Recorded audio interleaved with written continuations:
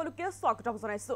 শিক্ষামন্ত্ৰী ৰণোজ পেগুক তীব্ৰ সমালোচনা কংগ্ৰেছৰ নেত্ৰী মীৰা বৰঠাকুৰৰ, যি আচলতে প্ৰশ্নকাকত ফাদিল হৈছিল। সেই প্ৰশ্নকাকত ফাদিল হোৱাক লৈ তীব্ৰ প্ৰশ্নবাণেৰে ঠকা হৰকা কৰিছে এতিয়া কংগ্ৰেছৰ নেত্ৰীগৰাকীয়ে। তেওঁ সুধিছে যে শিক্ষা বিভাগত আচলতে হৈছে কি, শিক্ষামন্ত্ৰীৰ দায়িত্ব কি বুলি এতিয়া প্ৰশ্ন কৰিছে কংগ্ৰেছৰ নেত্ৰীগৰাকীয়ে। লৈ আহিছে এই মুহূৰ্তত সবিশেষ। অসমৰ শিক্ষা বিভাগত হৈছে কি, শিক্ষামন্ত্ৰীৰ দায়িত্ব কি, পৰীক্ষা এটা বাতিল কৰিব, এটা পৰীক্ষা সুকলমে পাতিব নোৱাৰা এটা বিভাগ। আমিতো আগতে এনে হোৱা দেখা নাই। প্ৰত্যেকটো পৰীক্ষাতে পেপাৰ ফাদিল হয়। এনেওতো গোটেই চৰকাৰখন লিক হোৱা চৰকাৰ বুলি কৈছে এতিয়া নেত্ৰীগৰাকীয়ে। মই ডক্টৰ ৰণোজ পেগু ডাঙৰীয়াক সুধিব বিচাৰিছো,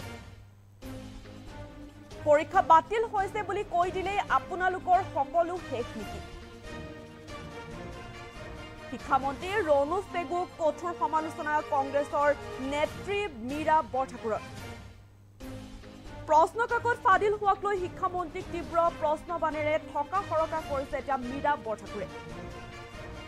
অসমৰ শিক্ষা বিভাগত হৈছে কি বুলি প্ৰশ্ন এতিয়া মীৰা বৰঠাকুৰৰ।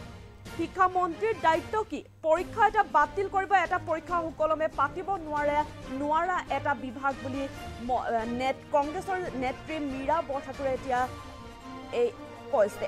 আমিতো আগতে এনে হোৱা দেখা নাই। প্ৰত্যেকটো পৰীক্ষাতে পেপাৰ ফাদিল হয়। এনেওতো গোটেই চৰকাৰখন লিক হোৱা চৰকাৰ বুলি মন্তব্য কৰিছে মীৰা বৰঠাকুৰে। মই ডক্টৰ ৰণোজ পেগু ডাঙৰীয়াক সুধিব বিচাৰিছো, পৰীক্ষা বাতিল হৈছে বুলি কৈ দিলেই আপোনালোকৰ সকলো শেষ নেকি? শিক্ষামন্ত্ৰী ৰণোজ পেগুক এইদৰে কঠোৰ সমালোচনা কৰিছে এতিয়া কংগ্ৰেছৰ নেত্ৰী মীৰা বৰঠাকুৰে। প্ৰশ্নকাকত ফাদিল হোৱা, যি আচলতে প্ৰশ্নকাকত ফাদিল হৈছিলে, সেই প্ৰশ্নকাকত ফাদিল হোৱাক লৈ শিক্ষামন্ত্ৰীক তীব্ৰ প্ৰশ্নবাণেৰে ঠকা হৰকা কৰিছে মীৰা বৰঠাকুৰে। মীৰা বৰঠাকুৰে কি কৈছে, মীৰা বৰঠাকুৰৰ মন্তব্য আছে, আমি মন্তব্য শুনাব বিচাৰিছো। তেওঁ আচলতে শিক্ষা বিভাগত কিদৰে আচলতে প্ৰশ্ন কৰিছে। অসমৰ শিক্ষা বিভাগত হৈছে কি, শিক্ষামন্ত্ৰীৰ দায়িত্ব কি, পৰীক্ষা এটা বাতিল কৰিব, এটা পৰীক্ষা সুকলমে আপোনালোকে পাতিব নোৱাৰে এটা বিভাগ। আমিতো আগতে এনেকুৱা দেখা নাই যে প্ৰত্যেকটো পৰীক্ষাতে পেপাৰ লিক হয়। এনেও গোটেই চৰকাৰখন লিক হোৱা চৰকাৰ। এইখন চৰকাৰততো কোনো তেনেকুৱা কোনো ব্যৱস্থা নাই। কিন্তু মই ৰণোজ পেগু ডাঙৰীয়াক সুধিব বিচাৰিছো, ডক্টৰ ৰণোজ পেগু ডাঙৰীয়াক, পৰীক্ষা বাতিল হ'ল বুলি কৈ দিলেই আপোনালোকৰ সমাপ্ত হয় নেকি? এটা পৰীক্ষাৰ কাৰণে এজন ষ্টুডেণ্টে নিজৰ প্ৰিপেৰেশ্যন, অভিভাৱকৰ তাৰ লগত থকা জড়িত আৰু তেওঁলোকৰ গোটেই মানসিক যিটো এটা পৰিস্থিতি, এইটো আপোনালোকে কৈ দিব এখন বোৰ্ডে যদি পৰীক্ষা এটা সুকলমে পাতিব নোৱাৰে, এইখন বোৰ্ড থকাৰ কিবা কাম আছে নেকি? কলেজক নিজেই কওক, আপুনি কলেজে নিজেই পাতিব, নিজেই চাৰ্টিফিকেট দিব, যিহেতুকে আপোনালোকে নোৱাৰে। প্ৰত্যেকটো পৰীক্ষাই প্ৰশ্নকাকত ফাদিল হয়, আপোনালোকে তাৰপিছত ব্যৱস্থা ল'ব। এনেকুৱা ভেলকিবাজিৰে এটা শিক্ষা বিভাগ চলাটো কিমান দুৰ্ভাগ্যজনক কথা, আপুনি উত্তৰ দিব লাগিব। আপুনি ডক্টৰ ৰণোজ পেগু ডাঙৰীয়া, আপুনি শিক্ষামন্ত্ৰী হৈ থকা অৱস্থাত কিমানটা পৰীক্ষাৰ প্ৰশ্নকাকত লিক হৈছে, কিয়? আপোনালোকে, মই সদায় কৈ আছো, হাল এৰি শিয়াল খেদি দিছে। যিবিলাক কামত শিক্ষা বিভাগটোক লৈ আপোনালোক চিৰিয়াছ নহয়। দ্বিতীয়তে আকৌ শুনিলো 6:30 বজাত বোলে আপোনালোকে স্কুল খুলিব। এই কণ ল'ৰা ছোৱালীবিলাকক যেতিয়া আমি 8টা বজাত স্কুললৈ পঠাই, মই নিজে এগৰাকী মাতৃ হিচাপে যেতিয়া মই পঠাইছিলো, তেতিয়াও বুজি পাওঁ যে কিমান কষ্ট কৰি ল'ৰা ছোৱালীকেইটাক উঠাব লাগে। 6:30 বজাত কিয় উঠাব লাগে? আপুনি মন্ত্ৰালয় 6:30 বজাত খুলিব পাৰিব। আদৰ্শ বেলেগলৈ দিয়াৰ আগত নিজেই দেখাব লাগিব। মন্ত্ৰালয় তেতিয়াহ'লে 6:30 বজাত খোলক।